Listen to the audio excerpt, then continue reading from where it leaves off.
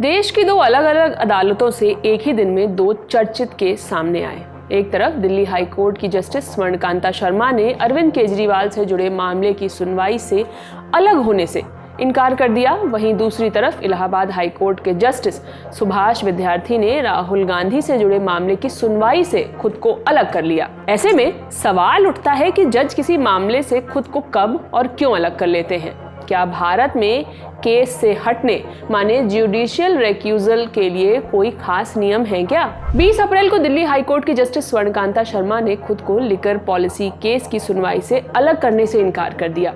उन्होंने आम आदमी पार्टी चीफ अरविंद केजरीवाल और दूसरे आप नेताओं की ओर से दायर की गई पिटीशन को खारिज कर दिया। इससे पहले अरविंद केजरीवाल और आप के दूसरे नेताओं ने कोर्ट में एक पिटीशन लगाई थी। इस पिटीशन में कहा गया था कि जस्टिस शर्मा को यह केस नहीं सुनना चाहिए, पर क्यों, ये भी आपको बताते हैं। पिटीशन में आरोप लगाया गया था कि जस्टिस स्वर्णकांता शर्मा के बच्चे केंद्र सरकार के पैनल में वकील हैं। इसके अलावा वो कुछ खास विचारधारा वाले संगठनों के कार्यक्रम में शामिल हुई हैं, जिससे पूर्वाग्रह मतलब प्रेजुडिस की आशंका है। जस्टिस शर्मा ने इस आरोप को खारिज कर दिया। उन्होंने अपने 115 पन्नों के आदेश में कहा कि एक जज को केवल निराधार आशंकाओं के आधार पर पीछे नहीं हटना चाहिए। उन्होंने इसे न्यायपालिका पर हमला और दबाव बनाने की तकनीक बताया। अब आते हैं इलाहाबाद हाईकोर्ट के मामले पर।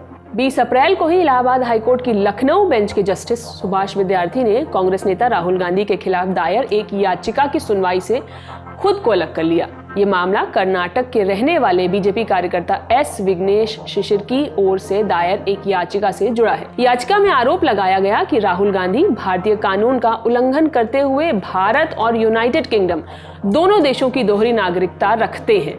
जस्टिस विद्यार्थी के केस से हटने का तरीका कुछ अलग था।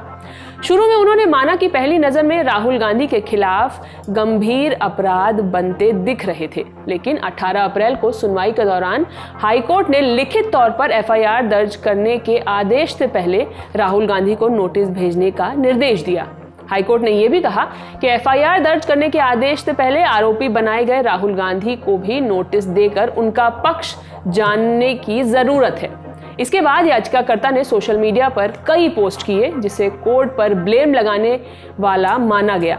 ये देखते हुए कि याचिकाकर्ता का जुडिशियल प्रोसेस से भरोसा उठ गया है, जस्टिस विद्यार्थी ने खुद को इस केस से अलग कर लिया। इन दोनों अलग अलग घटनाओं ने ये सवाल एक बार फिर खड़ा कर दिया है कि भारत में जज किसी भी केस से किन आधार पर खुद को अलग रखने या सुनवाई जारी रखने का फैसला लेते हैं।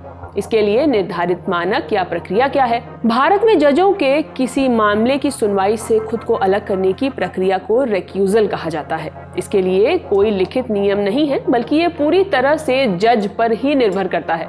सुप्रीम कोर्ट के advocate on record Pranav Sachdeva ने इंडिया टुडे को बताया, भारतीय अदालतों ने हमेशा ये माना है कि केस से हटना अपनी मर्जी से उठाया गया कदम है और ये अंतरात्मा से तय होता है। इस बारे में कोई कानूनी ढांचा नहीं है कि कोई जज कब या कैसे खुद को मामले से अलग रखेगा। हालांकि अदालतों ने माना है कि पक्षपात का जरा सा दिखना भी मायने रख सकता है। रंजीत ठाकुर बनाम यूनियन ऑफ इंडिया मामले में सुप्रीम कोर्ट ने कहा था कि अगर केस लड़ने वाले के नजरिए से भेदभाव का उचित डर हो तो जज हट सकते हैं, भले ही असल में कोई भेदभाव न हो। अदालतें इस बात को लेकर भी सतर्क रहती हैं कि जज के फैसले का कहीं गलत इस्तेमाल ना हो। एडवोकेट स्वाति अग्रवाल बताती हैं, सुप्रीम कोर्ट ने चेतावनी दी है कि अगर केस करने वालों की अपील पर जज मामले से हट जाएं तो इसे बेंच हंटिंग या फोरम शॉपिंग जैसी स्थितियां पैदा हो सकती हैं। इससे न्याय व्यवस्था कमजोर होगी। कुछ मामलों में कोर्ट ने बिना वजह के रिक्यूजल रिक्वेस्ट करने वालों पर जुर्माना भी लगाया है। अब आपको यहाँ बता दें, बेंच हंटिंग और फोरम शॉपिंग कानून में इस्तेमाल होने वाले शब्द हैं, जिसका मकसद अपने पक्ष में फैसला पाना होता है। फोरम शॉपिंग को वेन्यू शॉपिंग भी कहा जाता है। ये एक ऐसा तरीका है जिसमें मुकदमेबाज या वकील जानबूझकर उस अदालत या क्षेत्राधिकार को चुनते हैं जहां उन्हें लगता है कि फैसला उनके पक्ष में आने की ज्यादा संभावना है। वहीं बेंच हंटिंग भी फोरम शॉपिंग का ही एक हिस्सा है, लेकिन ये ज्यादा खास है। इसमें याचिकाकर्ता ये कोशिश करते हैं कि उनके मामले की सुनवाई किसी विशेष न्यायाधीश या बेंच द्वारा की जाए। एडवोकेट स्वाति अग्रवाल ने आगे ये भी बताया कि खुद को मामले से अलग रखने के कुछ आधार हैं। इनमें किसी पक्ष के साथ निजी या पारिवारिक संबंध होना, उस मामले में पहले से शामिल होना या मामले के नतीजे से जुड़ा कोई आर्थिक हित होना शामिल है। ये सभी आधार एक ही सिद्धांत पर टिके हैं, नेमो ज्यूडेक्स इन सुआ कॉजा। नेमो ज्यूडेक्स इन सुआ कॉजा एक लैटिन कानूनी कहावत है जिसका सरल मतलब है कोई भी शख्स अपने ही मामले में जज नहीं हो सकता। खुद को मामलों से अलग कर लेना अक्सर कर्तव्य से मुंह मोड़ लेना भी माना जाता है। 2015 में NJAC फैसले पर अपनी राय देते हुए जस्टिस कुरियन जोसेफ ने इस बात पर जोर दिया था कि पारदर्शिता बनाए रखने के लिए जजों को उन मामलों से खुद को अलग करने के कारणों को साफ तौर पर बताना जरूरी है।